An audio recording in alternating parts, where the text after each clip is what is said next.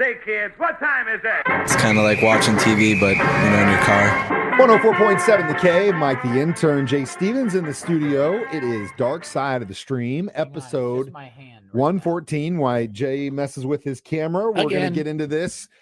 This was Jay's pick this week. It was the documentary about Triumph, which came out in 2021, but basically told the story about a band from Canada who literally was just getting bigger and bigger and bigger and bigger and bigger and bigger and bigger. And then finally, we're done. Disappeared. We're going to take a break. Yeah. You are probably familiar with Triumph because we play Late on the Line, Fight the Good Fight. Sometimes we play Magic Power. Yeah. Those were their three big records, but they were a huge band in Canada, akin to Rush. I mean, you would almost say that in a certain terms, they were very similar to the way Rush was because they were a trio, a power trio. But when I describe the two bands, of course, they're different. Yeah. But Triumph is kind of like the way Rush started out, with at least the first, like the self-titled, then Fly By Night, where they were really power trio, really rock driven. Then, of course, the synth stuff would come in. They'd get a lot more progressive into the 80s. Hold on to that rock stuff. You know what I mean? Same thing, a high singing vocalist. Very high singing vocalist, sound, like Eddie was. Again, their musicianship, the drummer, the bass player, guitar player, just incredible guys.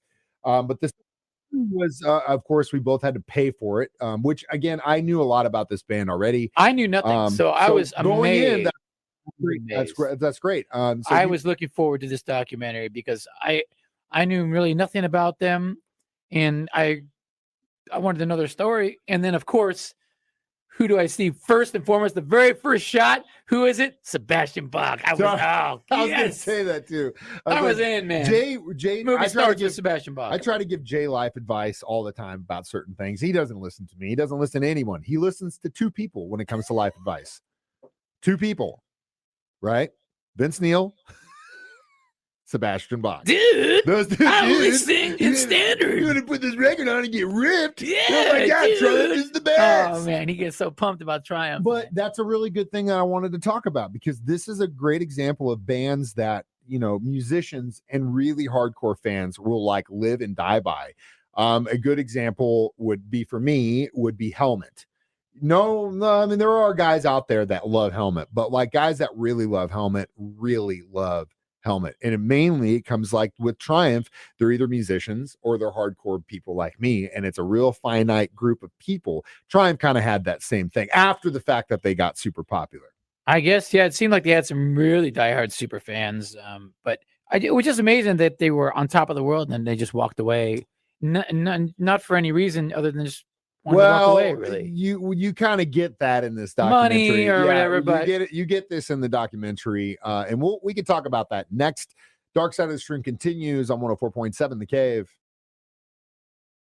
104.7 The Cave, Mike the Intern, Jay Stevens back in the studio. Dark Side of the Stream, episode 114, discussing Triumph Rock and Roll Machine, which we had to buy, which I think was like $3. A couple bucks, man. It was worth it. It was a well put together documentary because you got to kind of see, you got closure. Because again, if you follow Triumph, mid to late 70s through the early 80s when they were at their peak, they just disappear. Everyone talks about, man, when you play Magic Power, Fight the Good Fight, the songs are just so badass. Yeah. They are badass.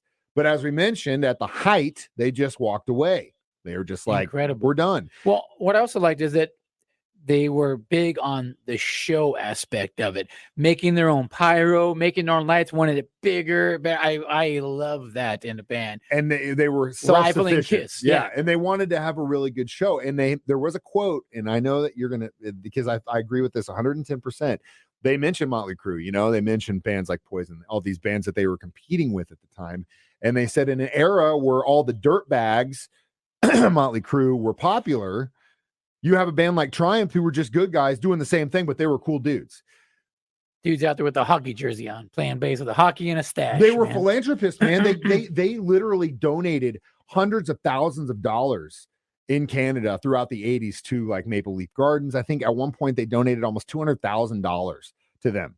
They literally would sell signed guitars. They would just raise money for charities, kids with cancer, Barrett House AIDS Hospice, just all good over chill the place. dudes, man. They were good dudes, And just walked away, which is crazy. And that's what we're going to get to. So at the height, which I think it was like 87, 88 or something like that, their lead guitarist, they played a show and he's like, I'm done. That's it. They were unhappy with how the business decisions were going. Of course, it came down to money. They started going separately in their artistic direction. And instead of just like saying, okay, hold on. Let's work Let's this out. figure this out. They're like, nah. Rick's like, I'm out. Been there, done that. He's done. They didn't want to leave. And that's just the way it was for years. Like not until, what was it, like 2011 or something like that? They got together and did a few things. They did a Rocklahoma show. They did a couple things. That was it. But this was cool because this documentary, they got a letter from a fan club.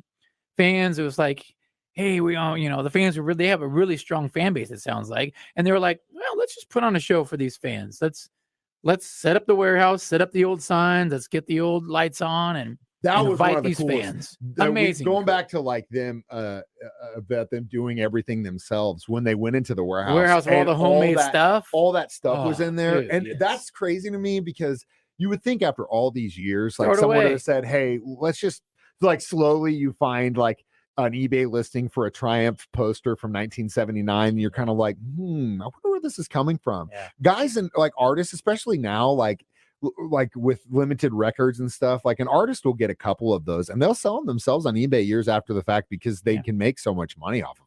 Why wouldn't you? Yeah. It's just sitting there. Why make some money Snap off of it? bought a sweatshirt from the bass player of Striper Same way. off eBay. Because he was like, I'm going to make some money off this. Nothing special, just a Striper sweatshirt. I don't want to go. We can't talk about the Striper Snap. And that's like his favorite band, isn't It's it? his favorite Of course band. it is. When we opened up for them, he was beside He himself. still dreams about that day. He wears Striper socks every show. Really? Yeah, every show. He wears Striper socks. Does he wash Good them luck charm. after every show? Hopefully. All right. Well, if you see Machine Gun Symphony and you smell something, that's definitely Snap. Socks. We'll discuss more about this Triumph documentary next Dark Side of the Stream on 104.7 The Cave.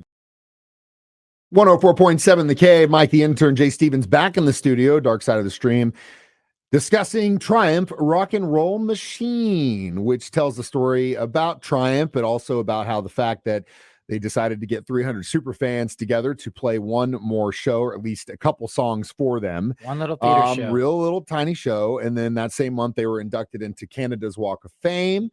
When asked if they would perform again in the future, Rick says, I think we're going to try and do it 11 years or so. So hopefully they do it again. We'll see. Maybe this documentary kind of pushed them back into doing it. You did hear also that he had to duck some of the vocals. Yeah, that's the other thing. He had to drop. So that's high stuff. It's hard to keep doing that high stuff. You can't. Yeah, I don't care who you are. Yeah, it gets hard. Father Time comes. You can't hit those notes, and that stuff is insanely high. Yeah.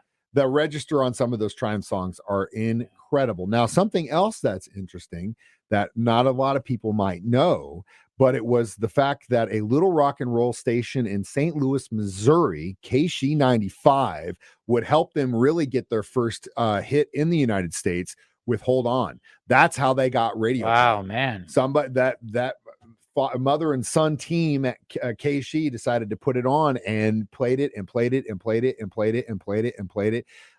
got them basically known. And that's why you have all these old heads, especially in the St. Louis area, that are just these massive Triumph fans. What a trip. Because of KC 95. Isn't that nuts? That's a trip, man. I mean, that just blows my mind. Well, it was awesome too, seeing the US Festival footage. Oh, of them, yeah. And they were big. They were one of the big acts for that thing too. But flying in and that crowd and just that whole deal. We did a documentary podcast about that few months ago about all the acts and stuff and how it came, and how it was just like a guy who made a lot of money on computers was like, I'm going to have a party. Yeah. And that's kind of what they did. 250,000 people. Yeah. And we'll pay the bands more than they've ever been paid. Yeah. Why they'll not? They'll all show up, and they did. And it was pretty cool for the first few years until, as things like that go, they're not making money and no one wants to foot the bill anymore. So we move on. But Triumph, the reason it really in the US was their third album started getting spins from KC 95, which is pretty badass. And then, of course, Late on the Line would get put out, and that really came across big time. then they would have a bunch of hits. Their biggest album, I think, really, Allied Forces, was probably their biggest. It sounded like in the 80s, the that's- record label was trying to get them to go mainstream, polished, pretty but boy it worked. stuff. And it worked. they did write one hit, I guess, out of that. But no, Magic Power and Fight the Good Fight, both on that record. I'm on the same one that they had the cheesy one, Allied Forces. the cheesy 80s No, that would be one. That's that later, would be right? I think That's what I'm talking about. Either Never Surrender or Thunder Late 7. 80s when they were like, look, we want you guys to or could be compete. Stages. Want you guys to compete with Michael Jackson and all this stuff. That was on, probably Mind Games. I know what you're talking about. He talks about he's like, man, I just started writing this cheesy song and they liked it or whatever. But if you collect records and you're hearing us talk about Triumph and you're like, which album should I start with? Allied Forces is probably the one I would start with, and then go probably backwards and then go forwards. But yeah, that would be the record that I'd start with Triumph. And again, this is kind of one of those things where it's like you look at a band and you learn more about him. In Jay's case, he had no idea until didn't know the story at all. This is the greatest band ever. Because usually a band hangs it up when somebody dies, or somebody gets strung out on drugs. These guys were at the top. We're done, which is just, to me, is crazy, but hey, if you're not happy, to each his own, change your situation. To each his own. And sometimes with people, that's just the way out. And it, obviously the rest of the band was really, really hurt by the fact that he left. They got Phil X for a little while and tried to do some stuff. Not the same. Just not the same. I mean, when three guys work together well, i.e. Rush, one of them's gone. Well, it's like Nirvana. That's why there's no Nirvana right now, because it's not the same. It's not the same. It never will be. We'll give it our I don't know what we're going to try and rate this as next. Dark Side of the Stream, 104.7 The Cave. 104.7 The Cave. Mike the Intern, Jay Stevens back in the studio one more time. It is Dark Side of the Stream, episode 114, discussing Triumph Rock and Roll Machine. Now, how many homemade explosive devices would you give this documentary? Homemade stage pyro, do I give it? Yeah. I'm going to go 4.5. I think it was really good. Yeah, solid it was 4 good. for sure. It had a good storyline to it. It had a good feel-good message. It was real informative. It was good. It was good for me. Maybe I rated it higher because I didn't know anything about them and I wanted to. So I'm glad you did. I'm glad you learned. It's good. Yeah. Who they were. Again, I'm glad someone who's so into Motley Crue can actually see that a band can be badass and be cool dudes at the same time. Yeah. You don't have to be a dirtbag. You don't have to be racist. You don't have to be an abuser. You don't have to be a huge drug addict. No. You can be a cool dude and still rock and still do things the way you want and still have footing. So there you go. I love that story when you especially after doing this for so long and you see these stories of these guys, and most of your heroes, once you find out, are just rotten people.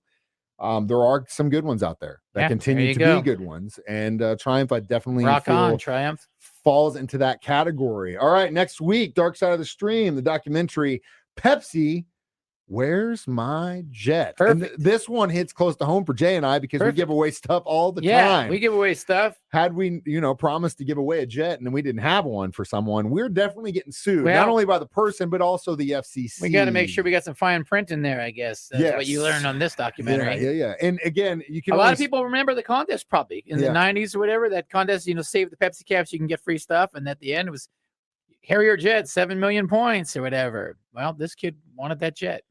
It's unbelievable what people do. Just, it's like that whole thing of like, you work so hard to scam when it's just like, just go to work 40 hours a week, man. Work so hard to scam. It's like, what so much brain power and goes into scamming. What do you, but anyway, Pepsi, Where's My Jet? That reminds me, I got to go send out a few. Go check his eBay store. As always, you can follow us on Facebook, YouTube. We post these every Thursday at 9. Watch us live or as a podcast on our 104.7 The Cave app. I'm Mike the Intern. This is Jay Stevens reminding you we watch documentaries, movies, so you don't have to. It's Dark Side of the Stream on 104.7 The Cave.